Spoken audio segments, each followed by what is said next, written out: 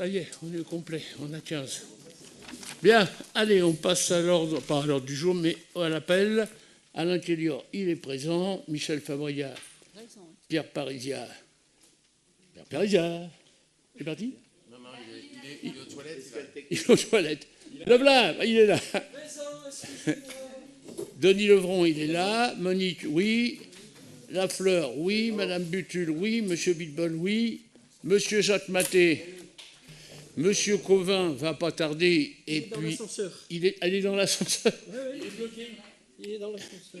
Madame Pourcel est là. Monsieur Morel, je crois que c'est Monsieur Cauvin qui a son pouvoir, mais j'en suis pas sûr. Enfin, il n'est pas là. Monsieur Ikenache est là. Madame Robert. Monsieur Cauvin est bien là, c'est bon. Madame Robert a donné pouvoir, je crois, à Monsieur Parizia. C'est vous? Monsieur Pironi n'est pas là. Madame Divou n'est pas là. Monsieur Bresson est là. Enfin, Madame Bresson, pardon. Elle est là. Monsieur Asquette devrait arriver. Madame Thomas, elle est là. Et Madame Monocry, elle vient d'arriver. De l'autre côté, Madame Stocker, je l'ai vu. Monsieur Lemeur, pouvoir, Madame Favori. Madame Favori est là. Monsieur Tignon. Monsieur Courtois. Madame Touchard, elle est là. Monsieur Huleux et Monsieur Robulet ne sont pas là. Donc il y a le quorum. On peut donc délibérer allègrement. Ordre du jour. Alors, secrétaire, Madame Maha, je présume? Oui. C'est bon. Ordre du jour. Approbation du compte-rendu. Est-ce que l'opposition a quelque chose à dire sur le compte-rendu qui a été fait de la séance du 30 juin 2025? Non, c'est bon. Alors on l'approuve. Qui est contre? Qui s'abstient? Unanimité, merci. Décision du maire. Donc vous avez un nombre de décisions qui ont été prises à partir du 27 août 2025, dans lequel vous avez autorisation du maire à signer une convention d'objectifs et de financement, etc. Enfin, vous avez eu le détail. Est-ce que vous avez des questions là-dessus?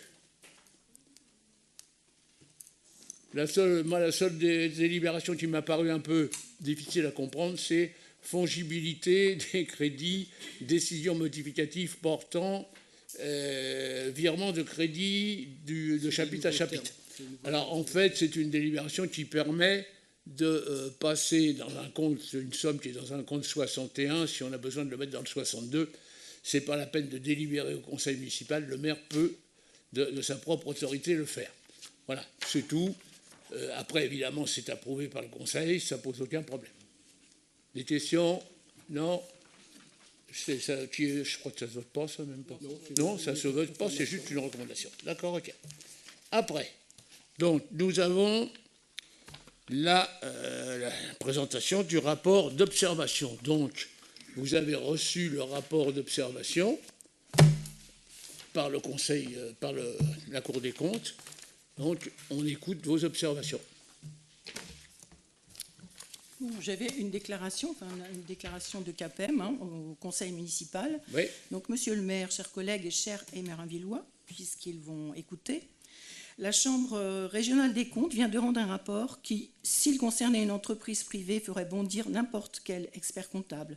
Et pourtant, c'est bien de notre commune qu'il s'agit, notamment concernant l'inventaire, qui est un patrimoine fantôme.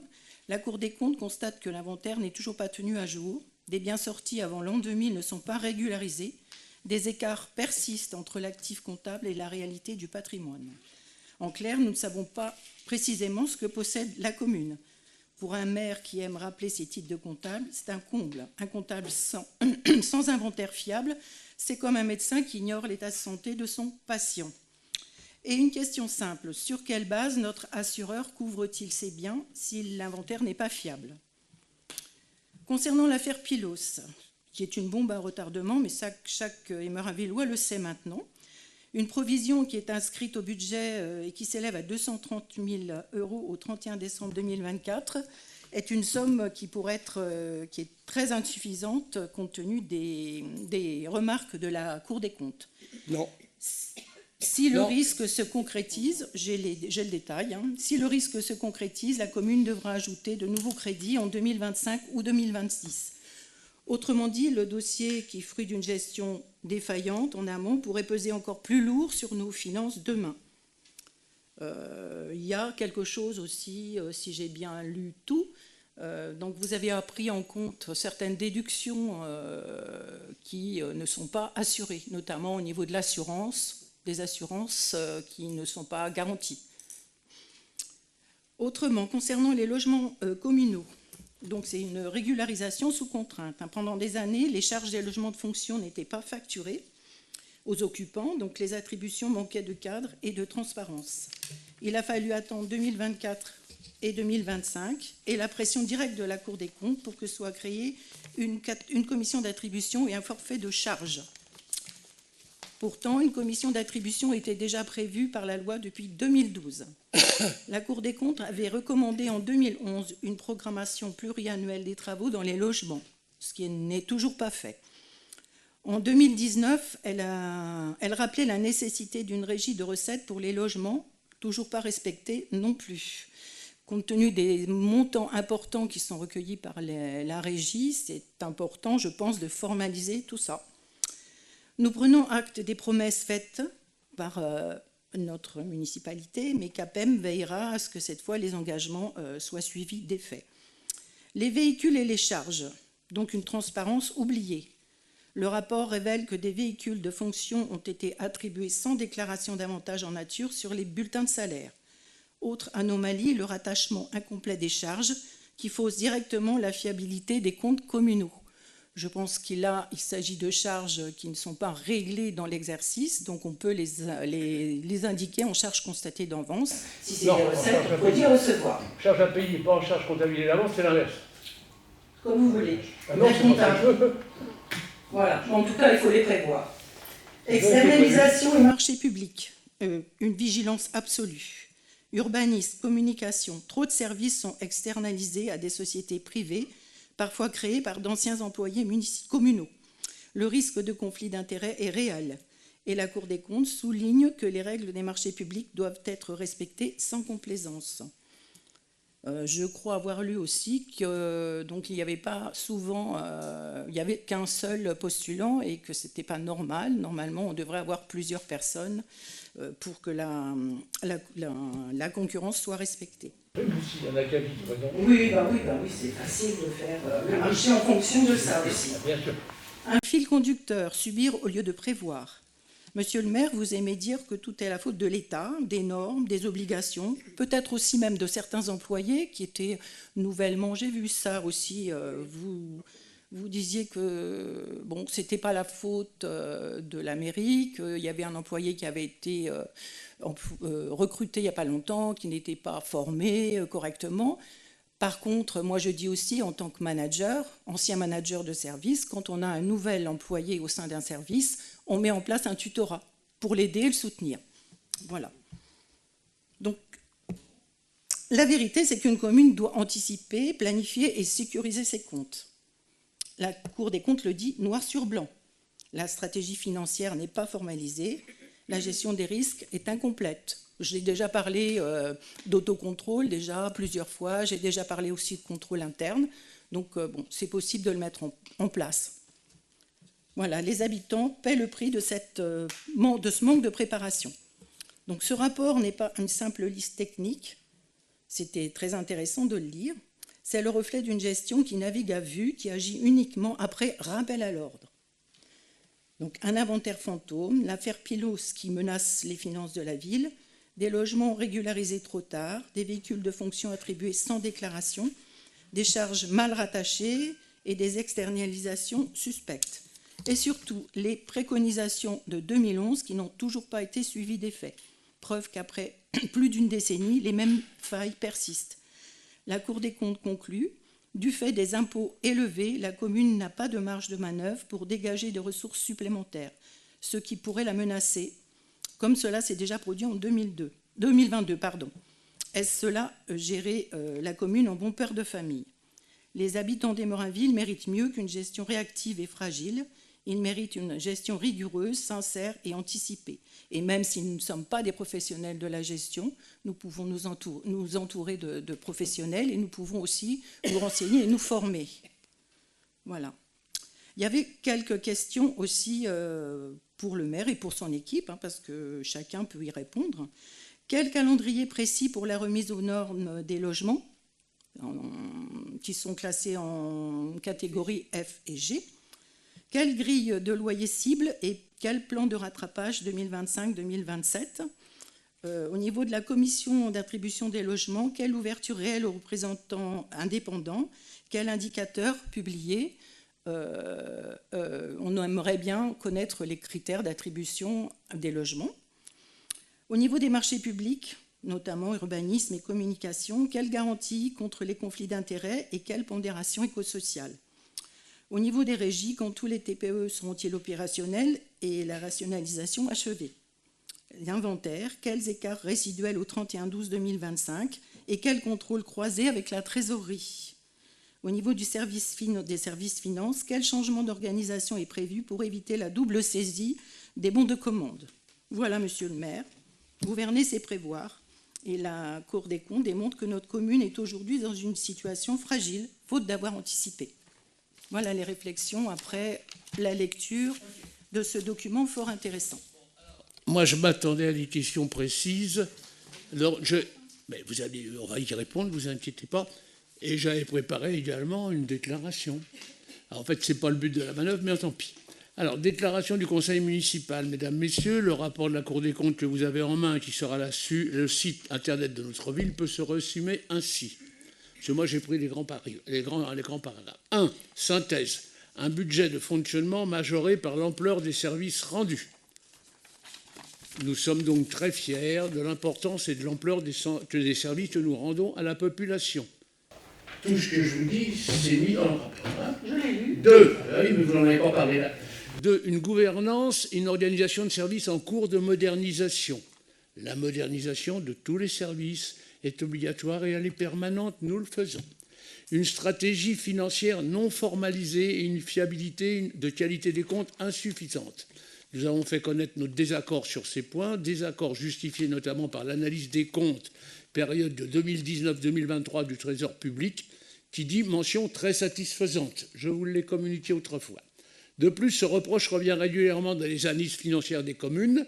Il semblerait que ce soit une phrase de style. Shell, Communauté d'aide l'eau, Torcy ont eu la même chose. 4. La gestion des logements communaux aurait des défauts de performance et de régularité. Nous percevons 450 000 € de revenus bruts locatifs annuels pour une moyenne de 156 000 de travaux.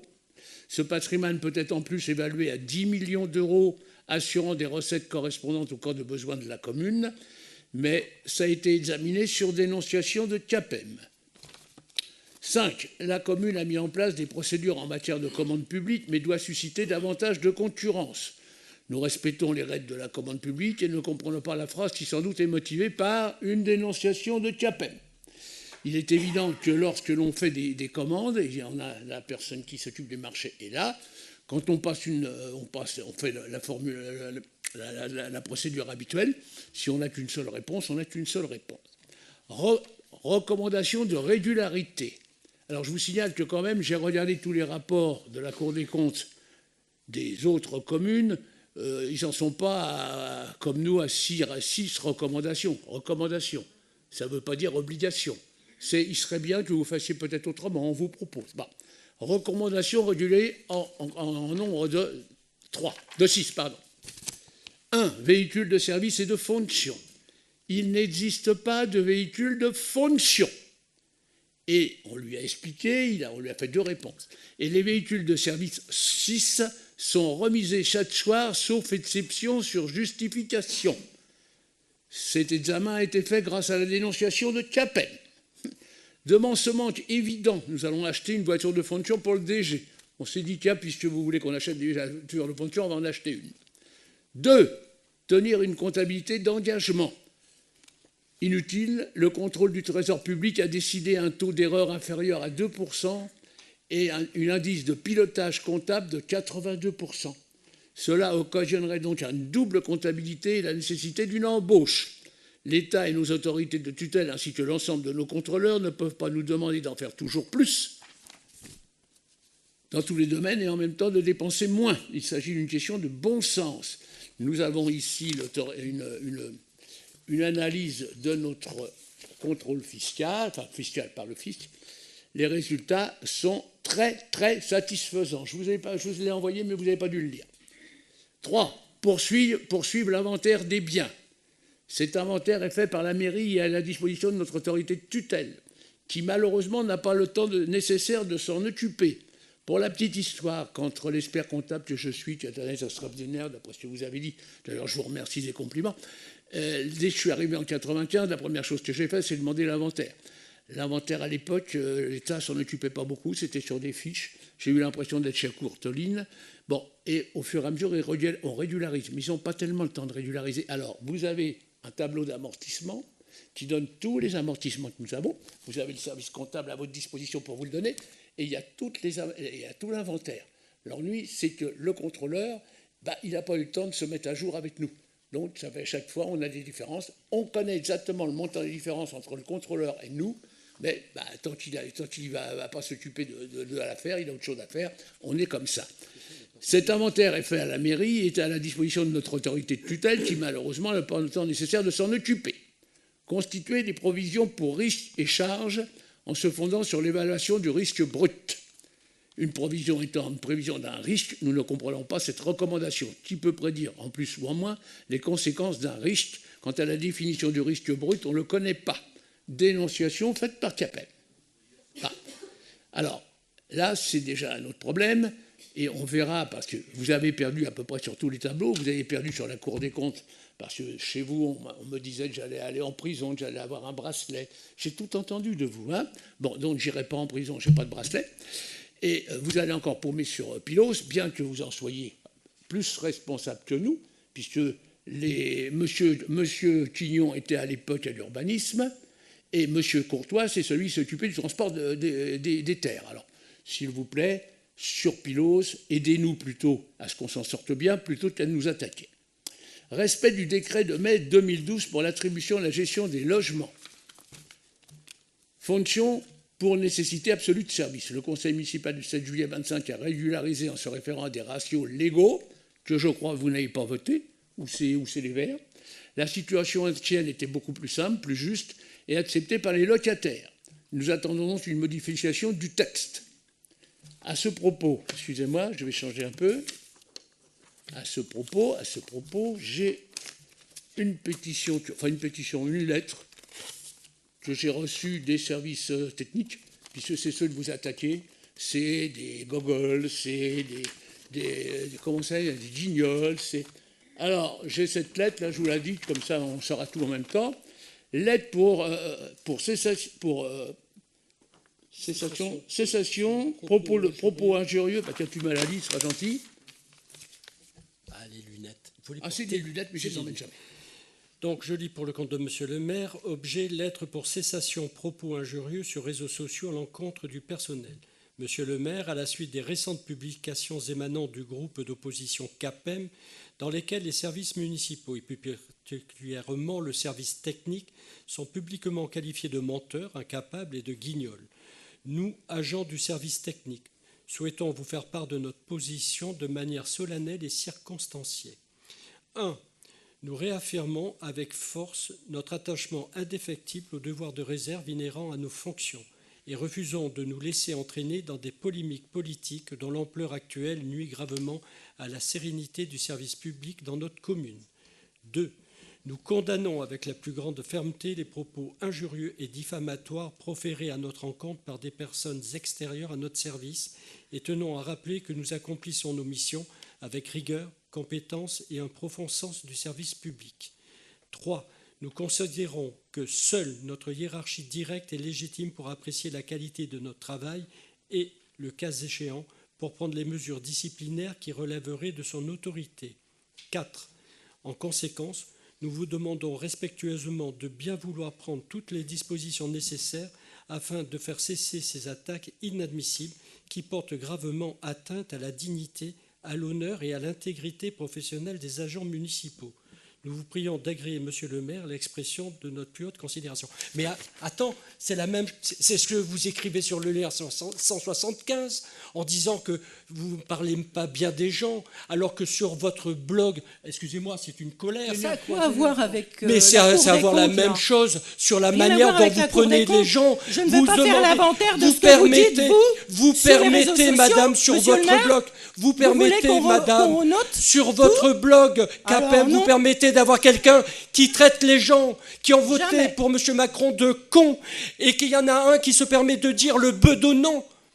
Oui. Le bedonnant. Il va encore nous sortir quelque chose, le bedonnant. Alors, madame, il faut réguler d'abord vous. Donnez des noms, parce que moi, je vais vous non, donner madame, les insultes 175, c'est sur le lien 175. Sur vos blogs. Parce qu'on a remarqué aussi. Alors, 175. Donnez des noms. Et vous m'avez traité de petit comptable administratif. Oui, vous, CAPEM, c'est vous, la même bande. Bon, alors, attendez. Et comment vous expliquez ça? Au nom de qui vous vous permettez de juger que je suis un petit expert comptable ou un petit directeur financier? C'est scandaleux. Voilà ce que j'avais à vous dire. Bon, je suis une socialiste déportée, je suis une richissime de je sais pas quoi. Madame, s'il vous plaît, s'il vous plaît. L'équipe aussi vous assure à ce moment-là, parce que le maire ne se gêne pas. Je peux reprendre la parole. Moi, j'ai jamais insulté personne. Je peux reprendre la parole. Eh ben moi non plus. Personne. Mais n'empêche, je me suis pris ça dans les dents. Ça suffit.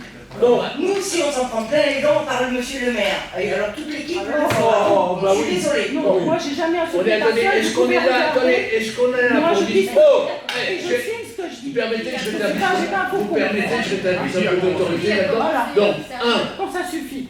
mais bien sûr que ça suffit, il y a longtemps que ça suffit. Alors, a priori, on n'avait pas parlé de ça. Non, On était absolument pour pas. autre chose. Bon, Moi, j'ai je dis, insulté personne. du colère, c'est la version du midi. Donc, là, vous avez la preuve que le personnel, Mais bien sûr, on a la preuve. il en a réel-kiki. Et ça reprend... Attendez, excusez-moi, madame, mais vous permettez que je ne dise pas forcément ce qui vous plaît. Deuxièmement, intervention du Conseil de Jean-Marc Cantrop du 3 avril 2024, qui disait la même chose à votre sujet, mais cette fois-ci pour Saint-Tête. Donc, vous êtes mis déjà à dos la totalité du service technique. C'est pas moi qui leur demande, hein. Ils m'envoient ça, ils le signent tous. Tout est signé. Et c'était Jean-Marc Cantrop. Je continue maintenant. Je demande au public de se taire, s'il vous plaît. Hein? Bon, ça a déjà suffisamment essayé de réguler le truc, si en plus le public s'y met. Donc, fonction... Alors, on en était où? On était à respect du décret de mai 2012. Donc, le conseil municipal du 7 avril 2025 a régularisé, en se référant à des ratios légaux mais théoriques, la situation était plus simple et plus juste et acceptée par les locataires avant, mais elle ne correspondait pas, vous avez raison, au décret, et on le savait. Nous attendons donc une modification des textes éventuels. C'est une dénonciation de CAPEM, on le rappelle. J'ai lu, alors certainement pas sur votre blog, parce qu'il y a des choses intelligentes, mais j'ai lu que ce genre de choses coûtait à la commune des millions et des millions. Non, pas du tout. Quand on a fait les calculs de ce que les heures supplémentaires qui n'étaient pas payées parce que la mairie payait l'eau, le gaz et l'électricité, on gagnait beaucoup d'argent. Donc c'est très bien, on en a perdu. Maintenant, le personnel est conforme et il ne le demandait pas. Mais enfin, bon, c'est très bien. Contrôle de la régie de regroupement. Cette régie a été constituée en octobre 2024 et les contrôles exercés par le Trésor public n'ont pas trouvé d'erreur, je vous l'ai lu. Recommandation de performance, c'est ça le but de la manœuvre. Hein. Ce n'était pas d'aller regarder Pierre-Paul Jotte en détail, parce qu'on pourrait, en détail, on peut toujours expliquer tout. Là, moi, j'ai les grands chapitres. Recommandation de performance en nombre de 3. Formaliser une stratégie financière pluriannuelle pour assurer le financement des futurs investissements. Nous possédons un PPI depuis plusieurs années. Vous savez ce que c'est, hein? Non, je n'ai pas dit que vous étiez bête, mais c'est pas forcément. Tout le temps. Mais moi, je ne suis pas bête, et parfois, quand on me donne des RATP, SNCF, je suis pas censé savoir ce que ça veut dire. On ne sait pas. Programme les travaux nécessaires au respect des obligations liées au logement de classe F et G. Vous en avez parlé tout à l'heure. Alors, nous avons seulement 7 logements sur les 66 que nous possédons classés G. Nous attendons, puisque c'est une loi vraiment stupide, nous attendons les modifications de la loi pour réaliser le peu de travaux restants. Pour l'instant, tous nos G sont occupés. Une personne qui est en Angers, on lui a demandé ce que tu veux qu'on change. Elle a dit surtout pas, arrêtez, vous allez tout me casser, parce qu'il faut tout me casser, pas question que vous veniez, donc elle reste en G. Le jour où elle partira, on le passera en F ou en P. Mais bon, sur 66, il y en a 7. Par contre, nous pensons que ne pas pouvoir louer un appartement 10 passoires thermiques, ce qui n'est pas notre cas, mais pourrait le devenir, à des personnes qui dorment dans leur voiture est un non-sens. Nous attendons donc une modification de la loi. Mais sur 66 logements, nous n'en avons que 7 en G. D'accord ? Un qui va être obligatoirement, puisqu'on vient d'avoir une démission d'une personne, enfin une démission, elle s'en va, donc on va le remettre, il en restera plus de 6. Une qui ne veut pas, donc il en reste plus de 5. Et puis 5, c'est quand même pas grand-chose, mais on va le programmer. Ce que l'on a peur, c'est que la loi change entre-temps, parce que vous avez peut-être suivi le problème des logements. Selon la personne qui venait faire le diagnostic, vous étiez classé en F, en G, en C. C'était totalement stupide. Donc on a redemandé de nouveau des DEP, et à chaque fois ça coûte quand même pas mal d'argent. Et maintenant on sait exactement, en fonction des données d'autrefois, qui est en G, qui est en F, mais ça peut changer.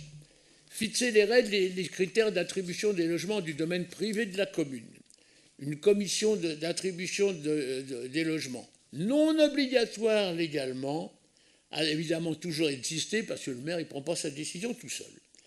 Elle a été, donc nous avons régularisé pour faire plaisir à notre Cour des comptes, mais seulement pour lui faire plaisir parce que ce n'est pas obligatoire. Hein. Elle a été en 2015, elle a été donc constituée en 2024 et est composée du maire, de 2 adjoints, de 2 agents du service logement. Les critères d'attribution sont l'urgence, la composition de la famille, les possibilités financières, mais ça a toujours été. Le prix de la location au mètre carré, celui de la location en Seine-et-Marne. Alors il est bien évident que le prix du mètre carré au Clos des Moines n'est pas forcément le même que le prix du mètre carré au château. Je pense que vous pouvez comprendre. Ça, c'est encore une dénonciation de Capel. C'est ce qu'on estime. Quand il est venu contrôler, on s'est marré parce que les questions qu'il posait, on dit ça, vous ne pouvez pas les connaître. Alors il a dit, oui, on a dénoncé, oui, bon, c'est pas beau, non, c'est pas beau, c'est comme ça. Alors, après, mes réflexions, nous avons été contrôlés en 2011 par la Cour des comptes pour la période 2002 et suivant. Rien. Nous avons été contrôlés par la Cour des comptes en 2024 pour la période 2019 et suivant. Il n'y a rien.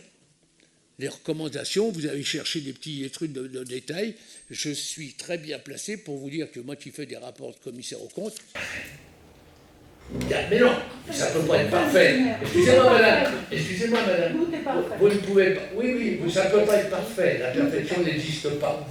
Mais il y a toujours des petits problèmes. Mais c'est parce que vous pensiez, puisque vous êtes quand même. Attendez, excusez-moi, vous êtes quand même allé dans la rue dire à des gens que vous allez aller en prison. Ah, non, pas vous, mais quelqu'un de chez vous. Je ne peux pas. Ah, oui, mais vous êtes responsable de votre groupe. Excusez-moi, madame. Bon, donc, aller chez une élue. D'ailleurs, j'étais raciste. Aller chez une autre élue, la trouver sur le trottoir pour lui dire « Tu sais, ton maire, il va aller en prison. » Mais il y a des moments où vous déboîtez, donc c'est pas pour... Je ne suis pas pour ça. Je ne voulais même pas en parler. C'est vous qui attaquez, donc je me défends. Nous avons, en septembre 2024, été contrôlés par la Direction générale des finances publiques. Le contrôle hiérarchique de la dépense, délai global de paiement, gestion des mandatements. Attendez. Indice de pilotage comptable pour l'année 2023. L'appréciation a été très satisfaisante. Ah, c'est à votre disposition, je vous l'ai envoyé. Contrairement à ce que des membres influents de l'opposition ont osé dire à mes élus, je ne vais pas aller en prison, et même si on n'aurait pas le plaisir de porter un bracelet. J'ai pris connaissance des rapports de la Cour des comptes sur notre ville voisine, parce que absolument je me suis amusé, j'ai pas pris l'État, puisque la Cour des comptes ne veut même pas certifier l'État, mais j'ai pris les villes de la communauté d'Adelot, Champs, Torcy, Chelles, etc., et j'ai constaté que nous sommes dans les bons élèves, parce que si vous prenez, vous aurez également les recommandations dans chaque ville. Je tiens cependant à citer un certain nombre d'articles de CAPEM sur notre équipe et sur ce contrôle.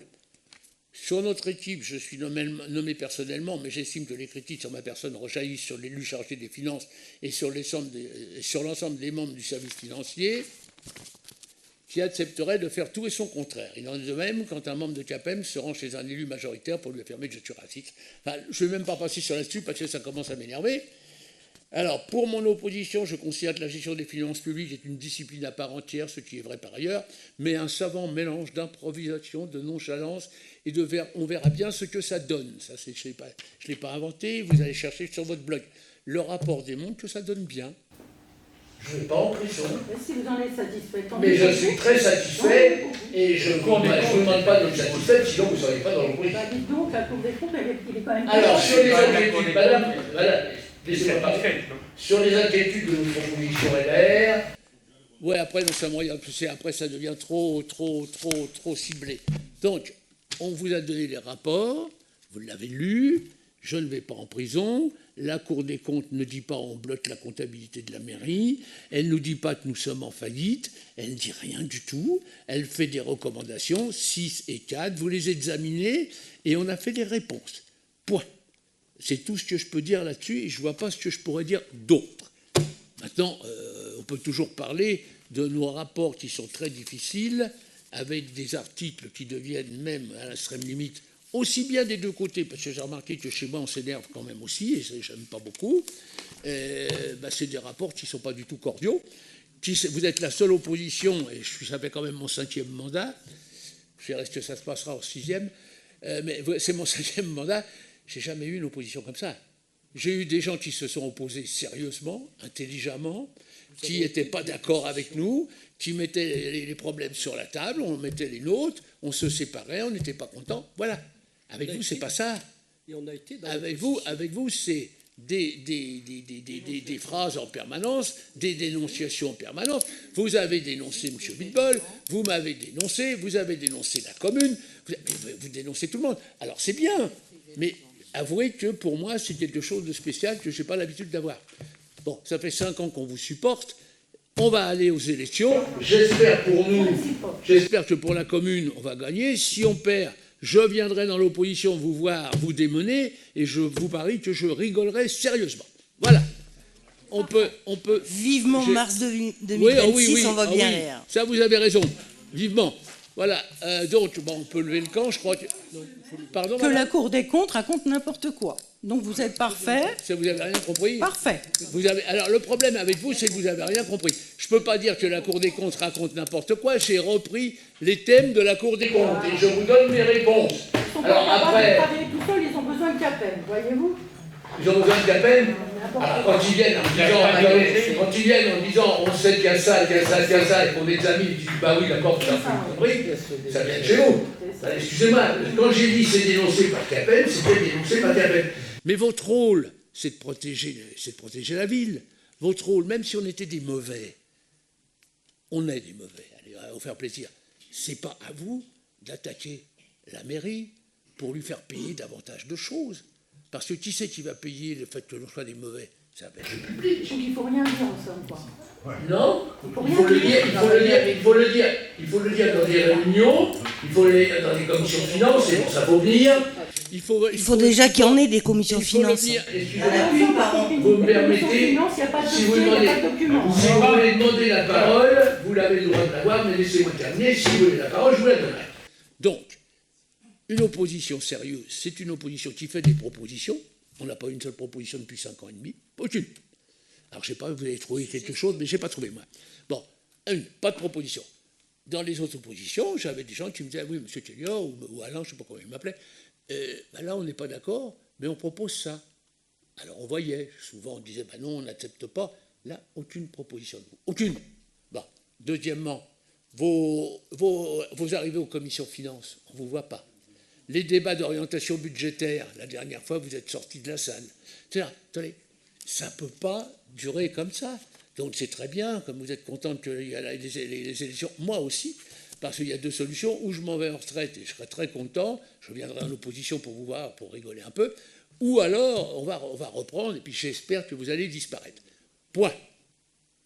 Maintenant, vous avez le droit de penser totalement, contrairement à ce que je vous dis, c'est normal du reste.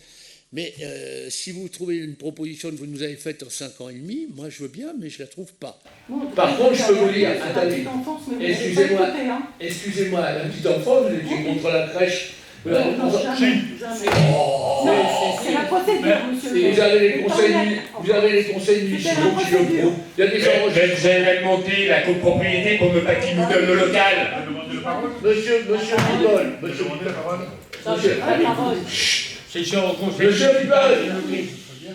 Bibol, s'il te plaît. Jamais contre une crèche. Pour la, et tout. madame, Une procédure, oui. madame, Voilà.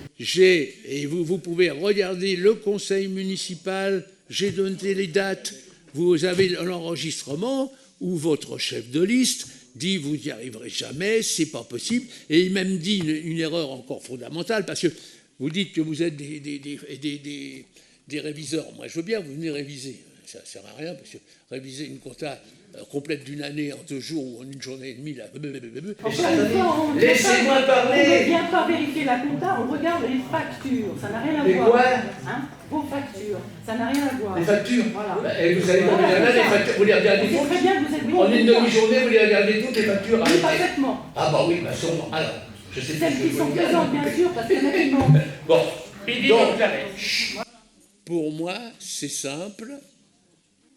Vous ne connaissez rien à la compta. La dernière... attendez, je vais vous donner un exemple. Prenez un article qui a été fait par la femme de votre leader et qui dit que le compte administratif, vous avez voté contre parce qu'il était fait par la mairie, et que le compte de gestion, vous avez voté pour parce qu'il était fait par le service fiscal. C'est exactement les deux mêmes documents. Exactement. Maintenant, il n'y en aura plus qu'un. L'année prochaine, vous êtes tranquille. Les deux mêmes documents, vous votez pour un et vous votez contre l'autre. Et votre article que j'ai regardé, que j'ai envoyé dans la presse, dit « Oui, mais vous comprenez, le compte de gestion, c'est juste, on établit des factures comme ça, alors que le compte administratif, c'est exactement la même. C'est deux documents identiques. Et en plus, vous poussez la bêtise, excusez-moi, parce que vous refusez le compte administratif, mais vous acceptez sa répartition, le résultat. C'est-à-dire que je vous présente un bilan avec un bénéfice de 25 millions, vous dites « j'en veux pas », très bien. Et dans une deuxième résolution, je vous dis on répartit les 25 millions, on en donne 10 millions aux actionnaires, etc. Et là, vous dites je suis d'accord. Alors, attendez, il y a des moments où quand même ça ne va pas. Alors, j'ai beau, oui, attendez, après, j'ai beau être un petit comptable, je pense que j'ai montré ça à beaucoup de mes amis, ils rigolent encore. Oui, madame. C'est pas contre les chiffres, c'est contre la stratégie. Quelle est la stratégie? Le compte administratif, c'est les chiffres d'une stratégie. C'est ça qui a été voté contre. C'est pas les chiffres en eux-mêmes. On sait très bien que c'est les mêmes que le compte de gestion. Ça veut dire quoi? On vote contre le budget, donc on vote contre le compte administratif. Ah bon? Puisque Pourquoi? c'est la stratégie. Le compte administratif, ça reflète la stratégie de la commune. Non, vous avez utilisé... Non. Alors, ouais, Bitbol, s'il te plaît. Non, c'est pas ça du tout. Le compte administratif, comme le compte de gestion, il répertorie l'histoire... Non, oui. C'est des chiffres les deux. L'histoire de l'année. Oui. Ouais. La stratégie, c'est dans le BP. C'est le BP qui détermine la stratégie. Mais là, on ne vous avait pas demandé de voter le BP. Vous avez demandé de voter le compte administratif. Oui. Et le compte administratif, c'est des chiffres. Et le compte de gestion, c'est les mêmes chiffres. Les mêmes. Mais je sais bien. Ah ben alors, pourquoi vous votez pour l'un et Mais pas vous pour l'autre? interprétez mal les trucs. On a voté contre le budget, donc forcément on vote contre le compte administratif C'est idiot. qui reflète les dépenses de l'année de la Mais commune. pas du tout, Et on puisque le n'était pas budget- d'accord. Mais pas du tout, puisque le budget Bon, est on pas... arrête là, stop. Vous interprétez, c'est agaçant. Alors, le budget portait sur l'année, par exemple, 2025, et le même conseil, vous avez voté le compte administratif 2024. Qu'est-ce que vous êtes en train de mélanger? Attendez, c'est ce que vous venez de dire. Tous les budgets, on a voté contre, donc forcément, le compte administratif qui suit, on va voter contre. Puisque c'est des dépenses de la commune sur un budget. Vous avez prévu des dépenses d'une crèche sur l'année 2025, on a voté contre. Le compte donc vous administratif vouliez pas la qui crèche. va suivre, on va forcément voter contre. Si on était contre le projet, c'est dans ce sens-là, c'est pas les chiffres. Alors, je vais vous dire Donc, ce on qu'on se fait. comprend pas. Je vais vous dire ce qu'on faisait dans l'opposition, puisqu'on a été souvent dans l'opposition au conseil à la communauté d'Adelot. On disait, et ici aussi, oui, quand on était dans l'opposition, on disait on est parfaitement contre le budget, donc on vote contre, ça c'est une évidence, et on est contre le compte administratif, mais on est obligé de voter pour, puisque vous avez fait qu'enregistrer que les factures. On ne va pas dire que vous enregistrez mal les factures. En plus, le percepteur, il a fait la même chose que vous. Donc, si jamais on vote contre le compte administratif ou contre, on se fout de la figure du service comptable, on dit que ce sont des branlis, des voleurs, et le percepteur, pareil. Ce n'est pas du tout la même chose. Vous avez c'est la prévision, vous votez contre, c'est normal, puisque vous ne faites pas partie de la même banque, vous n'avez pas les mêmes optiques. Mais voter contre un bilan qui a été établi par le percepteur et par la mairie, vous pouvez dire « je ne suis pas d'accord pour ce qu'il y a dedans, mais je vote pour, parce que c'est la compta, 1 et 1, ça fait 2. Excusez-moi. Bon, ça, vous ne l'avez peut-être pas encore saisi, mais ça m'inquiète un peu. On a voté pour le compte de gestion, mais contre le compte administratif. Alors, non, je crois que c'est fini. C'est pas la peine. Monsieur Wittbol, Jean-Luc, arrête. Bon, c'est pas la peine, je crois que c'est perdu. On continue. Bon, je pense qu'on a fait le tour de la... Alors, ça se vote ou ça se vote pas, ça? Non, c'est la présentation. Vous pouvez rajouter sur le fait de la prospective financière qu'il est difficile de faire une prospective quand un État fait évoluer son capital. Ouais. C'est pas ce qui vous attend. Oui, alors, effectivement, mais ça a été répondu lorsqu'on a eu, pas des reproches, des recommandations, en disant, mais comment ça se fait que on dit, attendez, comment voulez-vous, parce qu'il y a des choses que vous n'avez pas relevées, que moi, à votre place, j'aurais relevées, mais j'aurais su évidemment la réponse qu'on allait me faire. Par exemple, chaque année, on met 4 millions d'investissements. Bon. Puis on en réalise 2. Oui, vous avez oublié, c'est pas bien, hein, parce que c'est important. Alors, on a répondu... Attendez. C'est dur, hein. On a répondu que, lorsque nous... Et on l'a déjà dit, et Madame Stocker, quand elle était avec nous, Monsieur Quignon, quand il était avec nous, et Monsieur Le Maire aussi, comprenaient très bien, mais ils ne comprennent plus maintenant, je ne sais pas pourquoi. Et c'est avec le temps que ça se perd. Parce que tout ce qu'on l'a fait, là, Mme Stocker, M. Quignon l'ont fait avec nous, dans le même style, hein, et ils votaient tout pour nous. Bon. Ceci étant dit, quand... je me rappelle plus ce que je voulais dire. On en était où, là? Ouais, quand on fait une prévision de 4 millions d'investissements, c'est des prévisions qui sont faites en fonction des financements que nous allons avoir. Donc, les financements que nous connaissons, c'est notre CAF, c'est-à-dire notre excédent de fonctionnement, ça c'est clair. Ensuite, le reste, c'est les subventions et l'aide de l'État. Et ça, vous ne les connaissez pas. Alors, quand je dis, par exemple, je vais dire n'importe quoi, on refait le terrain de foot, ou 1 million. Bon, d'accord, on le met 1 million. Et puis après, on demande les subventions. Si on a les subventions de 800 000 qu'on attendait, on fait. Si on ne l'a pas, on ne fait pas.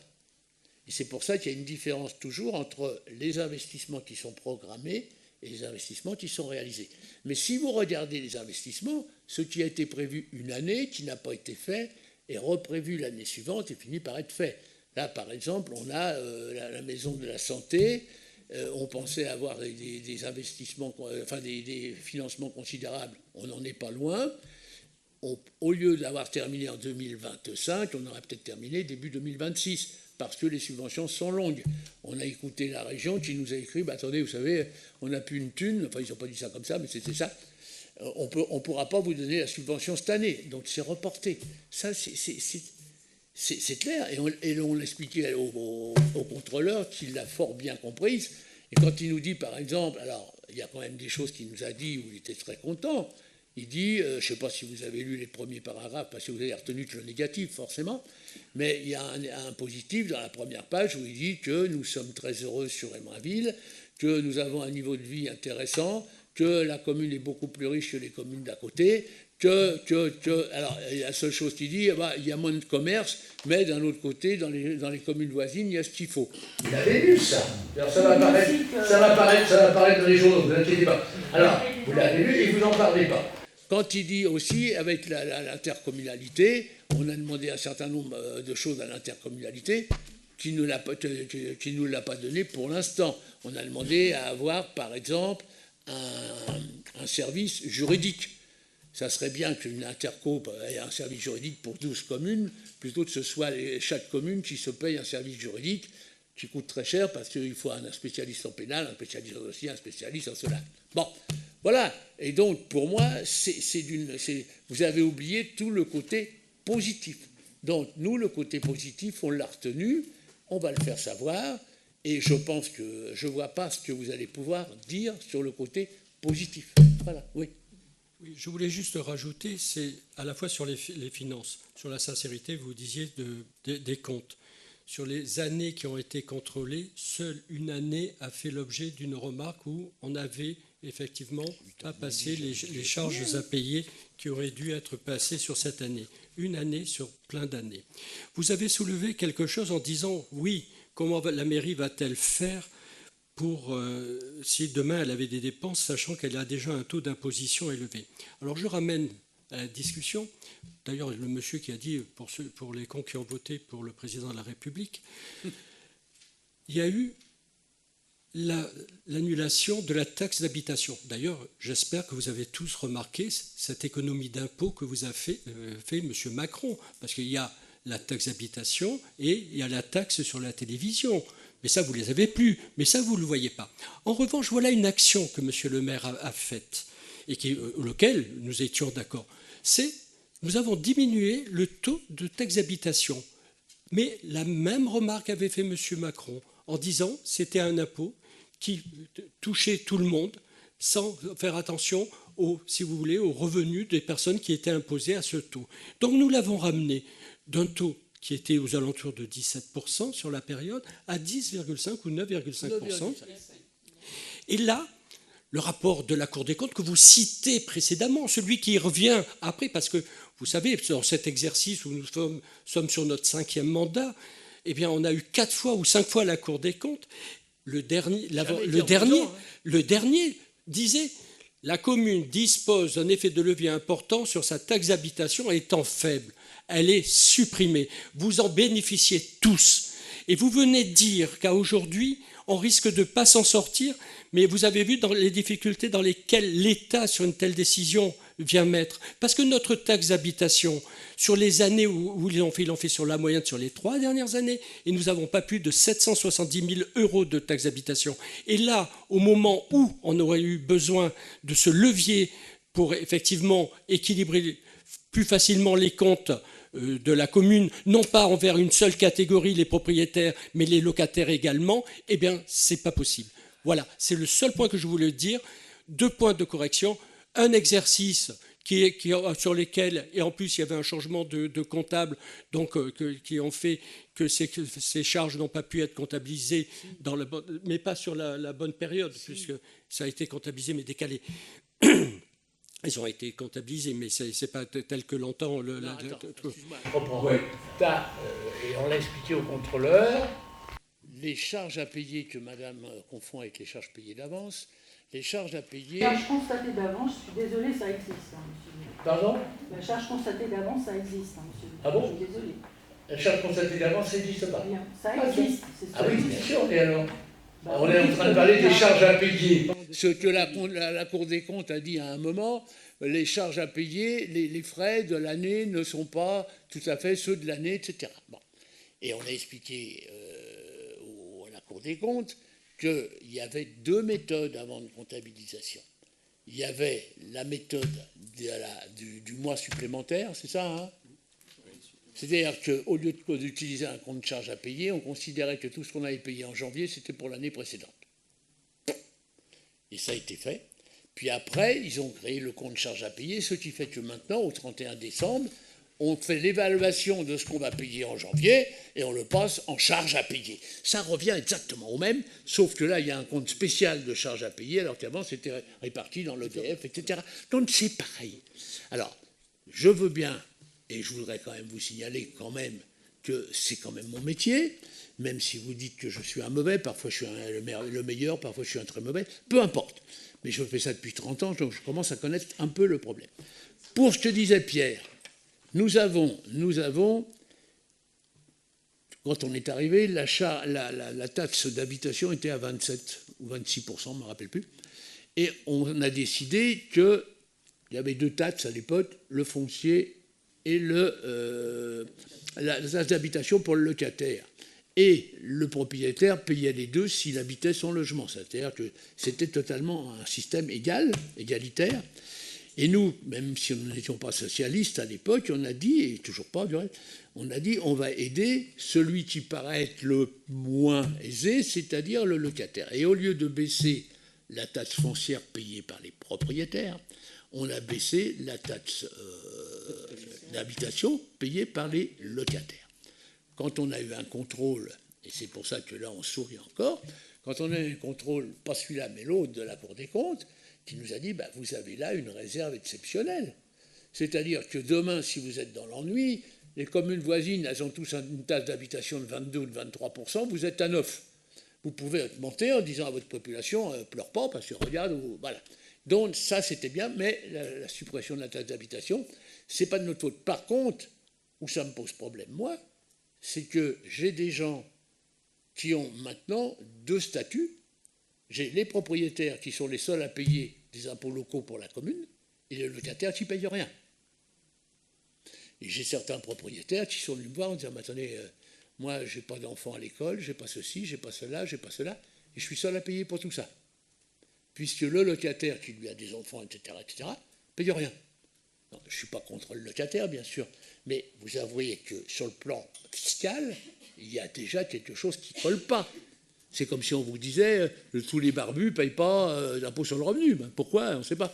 Donc, je pense qu'ils sont en train de cogiter, pour refaire quelque chose, et qu'il va une nouvelle taxe. Bon, alors, ça, c'était notre côté tranquille en disant, si on a un chebol, on peut augmenter ça. On n'avait pas l'intention de le faire, mais s'il y avait eu. Là, on en parlait avec le contrôleur, et quand il a parlé des logements, il nous a dit, oui, mais les logements, qu'est-ce que vous faites sur dénonciation de CAPEM?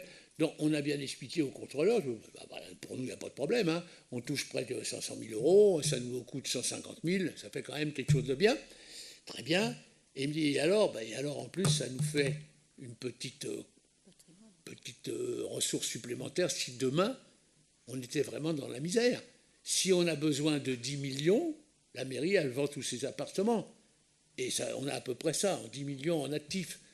Donc, autrefois, c'était la taxe d'habitation, maintenant, on a le montant des logements. Il n'est pas question qu'on les vende.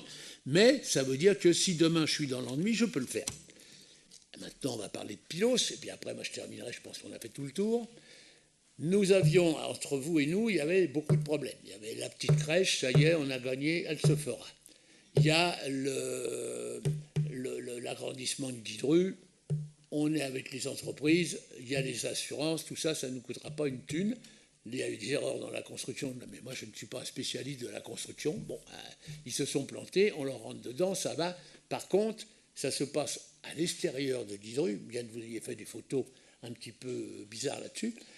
Ça se passe à l'extérieur de Guidru, et dans ce qui fait qu'à Guidru, ils ne le sentent pas. On peut faire les assemblées qu'on veut, on peut faire le sport qu'on veut, on peut tout faire. Donc, de ce côté-là, vous avez perdu encore.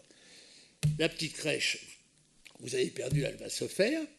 La coulée verte, vous ne vouliez pas qu'on vende nos terrains, etc. Et ben, on les a vendus à la région qui ne va évidemment pas construire dessus et qui va nous faire une coulée verte dont vous avez encore perdu. Vous aviez ici la possibilité de penser que j'allais aller en prison.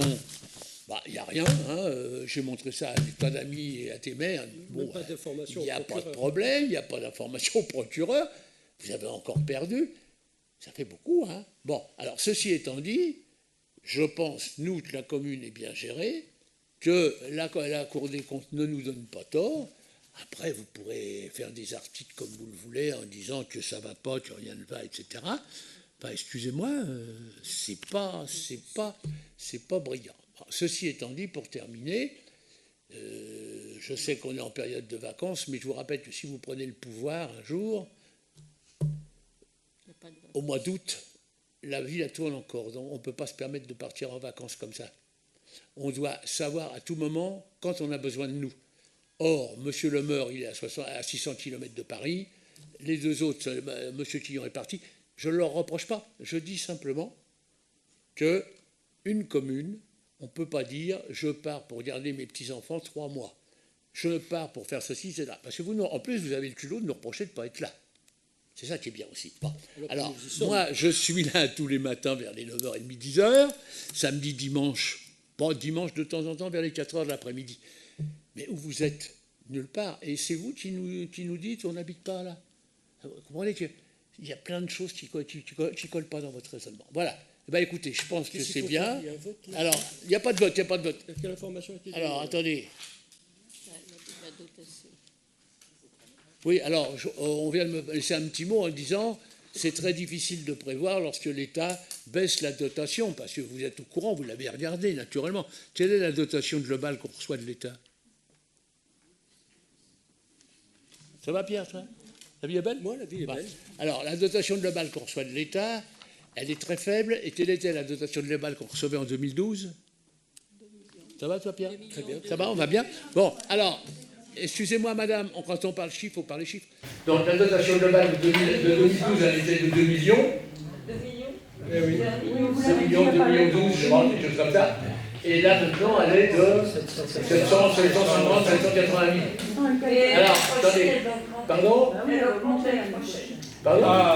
De la France, Ça m'étonnerait. Elle va augmenter de 100 000, je crois, l'année prochaine. Bah, si tu y crois, je suis content pour toi. Mais moi, j'y crois pas. Alors, pour l'instant, moi, ce que je vois, c'est qu'on touchait 2 millions et des poussières en 2012.